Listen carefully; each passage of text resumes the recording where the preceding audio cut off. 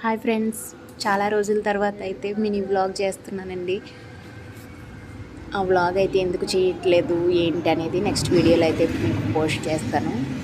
ఇన్ని రోజులుగా ఇప్పుడైతే నేను పచ్చి రొయ్యలు అయితే ఎలా క్లీన్ చేసుకోవాలనేది పెడుతున్నాను మీకు. చూసారా, ఫస్ట్ అయితే హెడ్ అయితే తీసేసేయాలండి.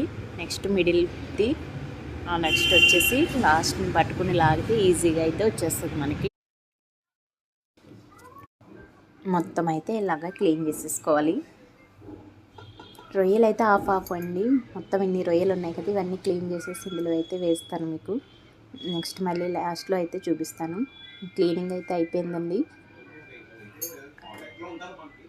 కిలో తీసుకుంటే హాఫ్ కిలోనే వస్తాయండి. మనకి కిలో కావాలంటే 2 కిలోలు తీసుకోవాలి రొయ్యలు. చూసారు, ఇలా నీట్గా అయితే క్లీన్ చేసేసుకోవాలి. లాస్ట్లో ఇసుక అది ఉంటుంది, పైన అన్నీ తీసుకుని బాగా క్లీన్ చేసుకోవాలండి. వీడియో కనుక నచ్చినట్టయితే లైక్ చేయండి, షేర్ చేయండి, సబ్స్క్రైబ్ చేసుకోండి. Thank you.